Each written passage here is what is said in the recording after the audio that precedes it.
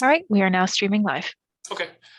Pursuant to adopted amendments to the Illinois Open Meetings Act included in Public Act 101-0640, public bodies may in certain circumstances hold entirely virtual public meetings without a quorum physically present in any one location. Governor Pritzker's Executive Order 2022-05 has extended this provision through March 5th, 2022. As chair of the Finance Committee, I've made the determination that it is not practical nor prudent to meet in person at this time. Accordingly, this meeting of the Finance Committee is being conducted virtually with members of the committee, village board, and staff participating through the Zoom webinar platform. Village Manager Phil Corrali is in the Village Hall in compliance with the Open Meetings Act. Phil, can we have a roll call? Sure. Trustee Vree. Here. Trustee Hallwax. Here. Trustee Rubin. Here. Today's meeting is being conducted as a virtual meeting and is being audio recorded and simulcast on the village's Facebook page. A quorum of members is present via remote access. As required by law, I will ask for a roll call rather than voice votes on any agenda item requiring a vote. In accordance with the supplemental rule the board approved on April 16th, 2020, here's how public comment will be taken at this meeting. The email address and telephone number designated for public comment for this meeting were published with the meeting agenda. This time I would ask that Jordan Rogalski read any public comments received on non-agenda items that were submitted prior to the meeting. Public comments on agenda items, if any, will be read when we reach that item on the agenda. Jordan, were there any public comments?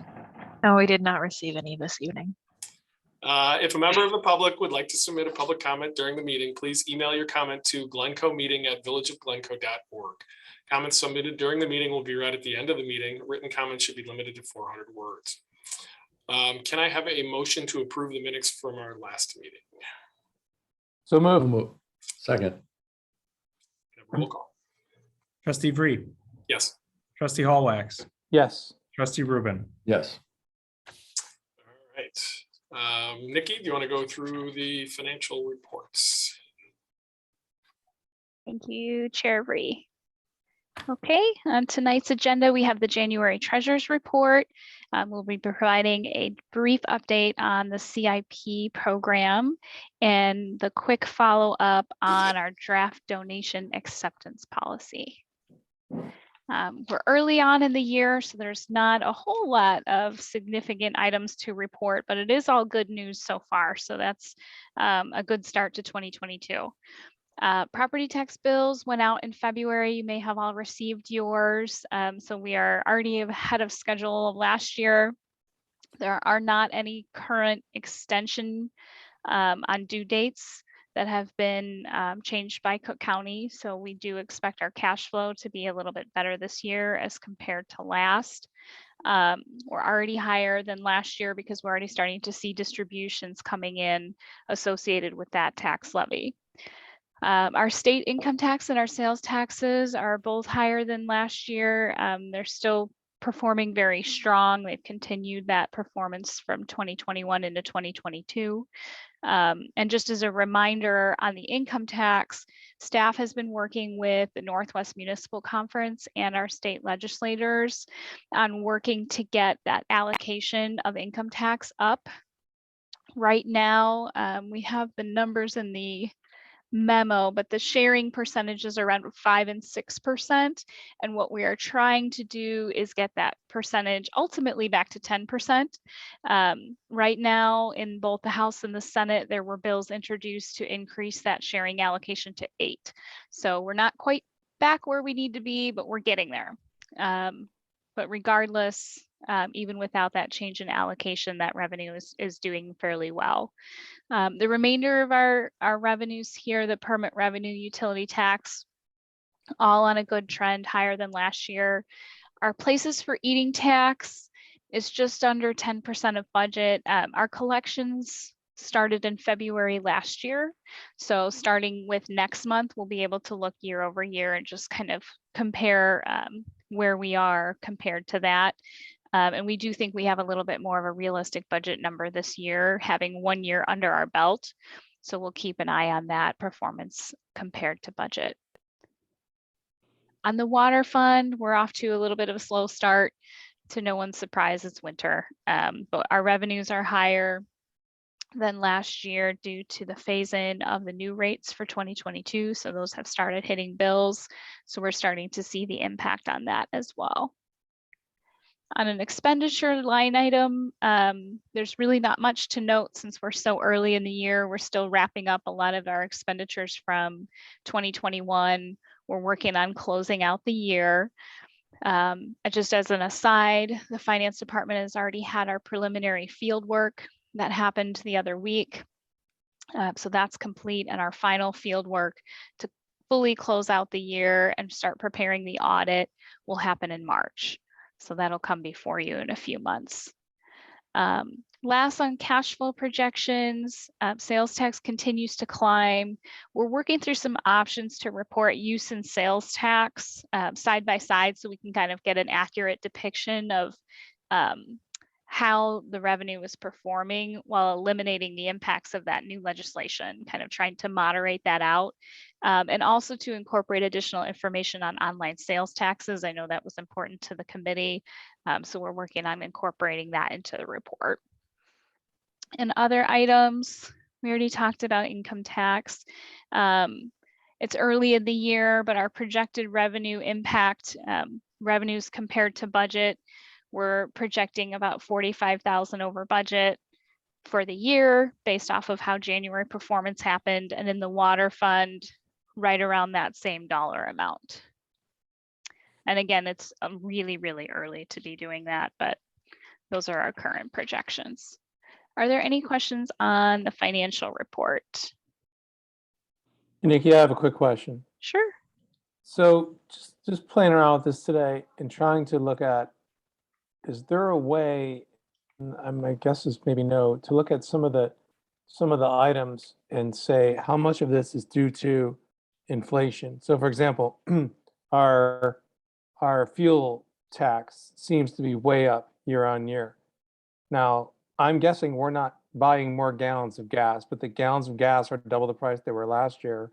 So therefore we're getting twice the tax. So I don't want to put anyone through some unnecessary work, but I'm curious as to how much of the increases we're seeing are due to broadly higher prices versus higher units of consumption. That's a good question. We'd have to evaluate the revenues one by one, kind of take a look at that, but I'm sure there are items that we could identify that are related to inflation specifically and call those out in the report. Well, I think the two things that everyone's noticed that have really ripped higher is really energy and rents and home prices. So I don't think there needs to be like a one-on-one. I mean, I would think a simple call to the one gas station in town would be just an interesting thing to note. And then looking at housing, I mean, it probably wouldn't be a units thing. It'd be that the prices are higher. So I don't want to cause any more undue work. But when you look at the numbers, they seem great. But then you wonder like what goes into them. And like I said, my guess is we're just not a higher destination gas, place than we were a year ago.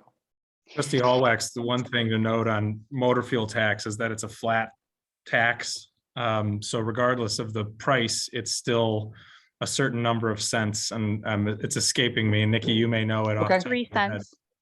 So it's That's Our 3 our cents local per tax gallon. is 3. It's our local one, but there's, all of the state motor fuel taxes are actually flat cents per gallon as opposed to indexed, which is one of the reasons why they have stagnated over the years. But I think it would be interesting for us to take a look at some of those other contributing factors, and we'll see what we can pull together. And some of it will be looking at how the taxes are calculated to Manager Corrali's point, if they're flat per unit or percentage based. Yeah, if it's flat per unit, then that's a good sign. I mean, then maybe that would indicate something different, right? That would indicate that maybe the traffic of people coming downtown and hanging out and going to hometown and whatever else they're doing, staying at gas, which would be a great thing. Just another anecdotal kind of, this is why you want a vibrant downtown. One other thing to Joe's point would be just to start even highlighting the areas that could be most sensitive to more sticky inflation, on the expense side, especially, just, where we're seeing pressure, just so we can talk about it, and personnel problems potentially. I mean, with people shifting jobs so much, somebody on the call, for instance. But honestly, just thinking about those sorts of things, because it could become more and more of an issue and something that we ought to be preparing for. On the expenditure, okay. And it doesn't have to be, I mean, just areas where you think, you know, hey, this is becoming, if it's not a problem, just something that seems to be trending a little differently than what we might have expected. So we can think about it or prepare for it. Got it. And I have another dumb question because I'm going to lead the pack in those tonight. But it's kind of where Trustee Vree's going. And I know we've been, I don't want to say sounding the alarm bells on inflation, but I would say for a good 8-9 months now, it's been a topic. But just walk me through this. So if I look at when we're down X policemen, let's say that we're down 20% to our bogey or our target, and we have to fill those hours with overtime.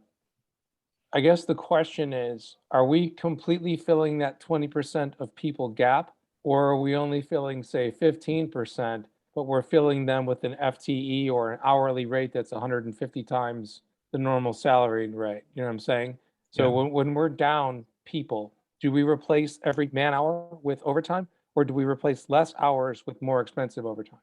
Chief, you can speak to that probably best. Yeah, I've never looked at it from that perspective, but we do replace every man hour with overtime. Okay, that's perfect. So I guess that's a backwards way of me asking. We get zero benefit from being down people. We get penalized for being down people because we're replacing every hour with a more expensive labor cost. Right. Yes. Okay, thank you. Any other questions or comments?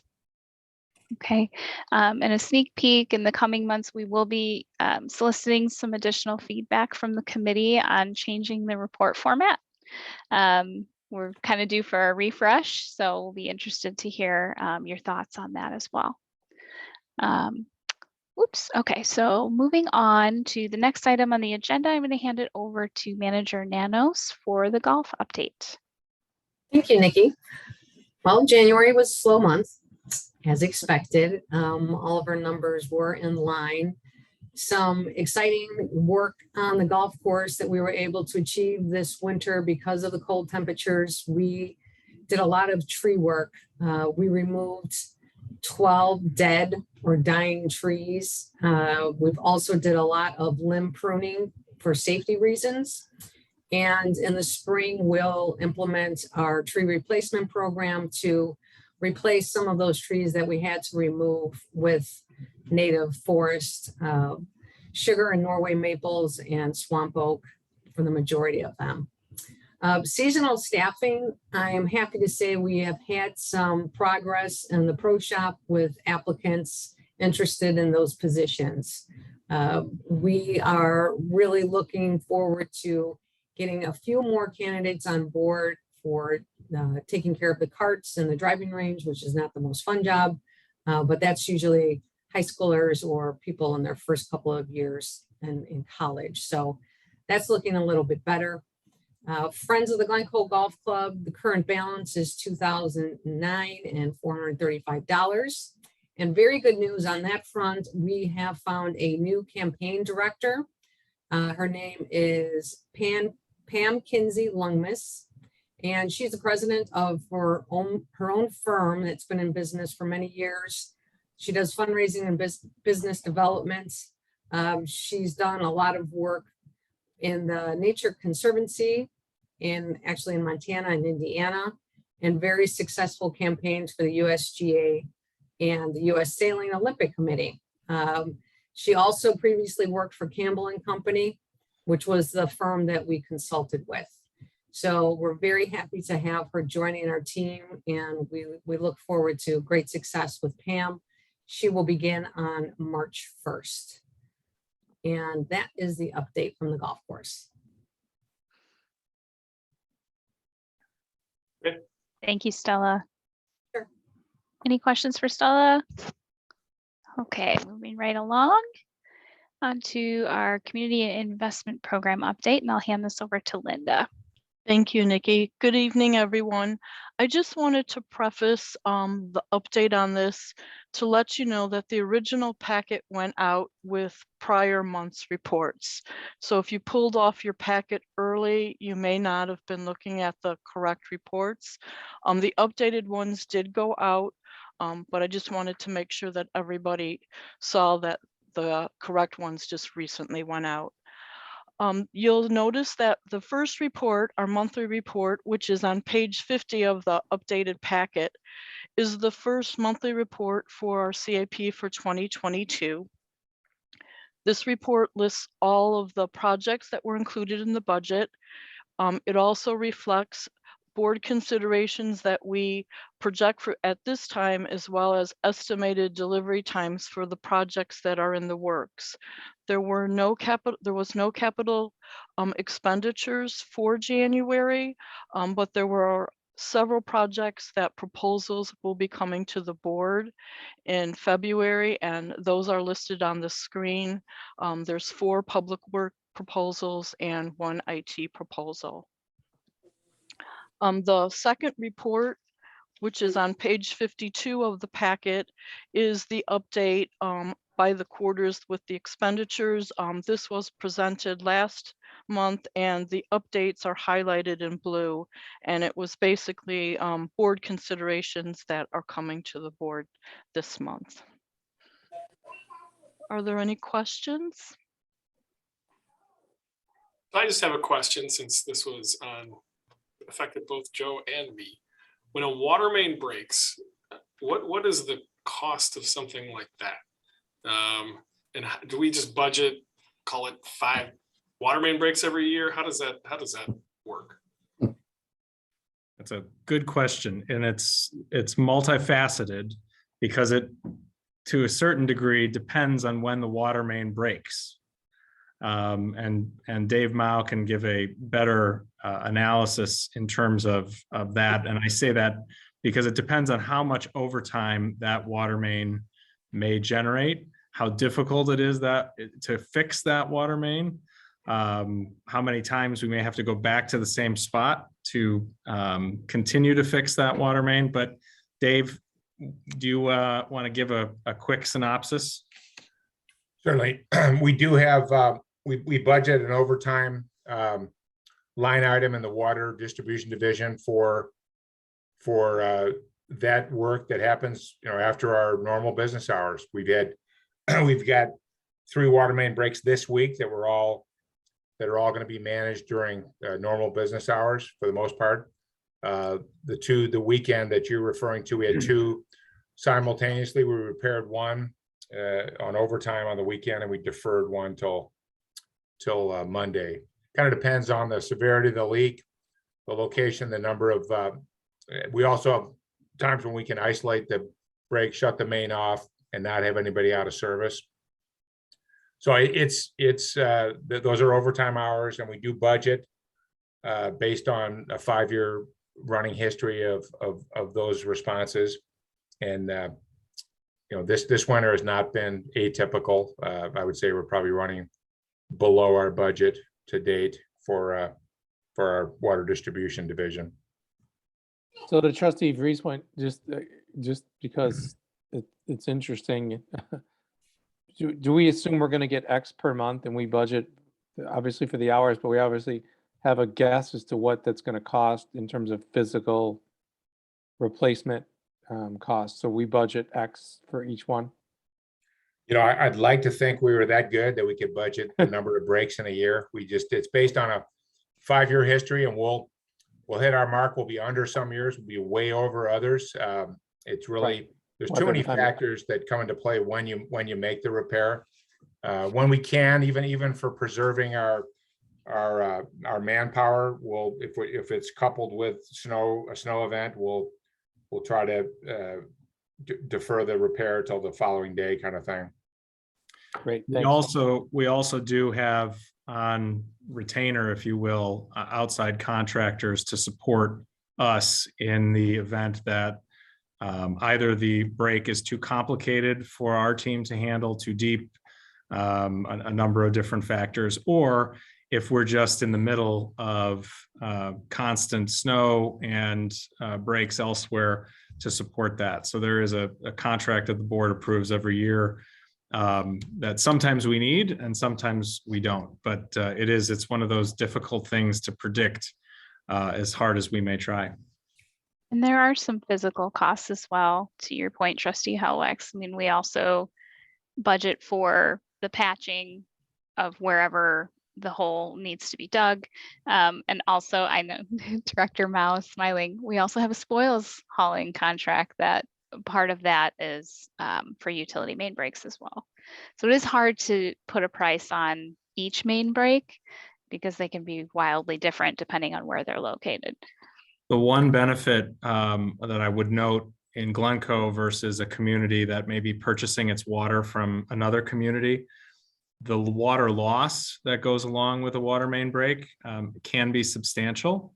And because we produce our own water, we are not metered for that water loss in the same way that a community that is purchasing its water from another town may be. So that's an aspect of the water main break process that thankfully, while we still have the cost of the water production process, if you will, at least we're not being metered for every lost gallon. Yeah, I might want to table that one for future date as we look at water. So noted. That is a good question. Are there any other questions? Okay. All right, moving on to the last item on our agenda. Included in your packet is both a clean and red line version of the updated draft donation acceptance policy. Just a quick reminder for anyone that might be watching at home. The drafting of this policy was directed as part of the 2022 budget process.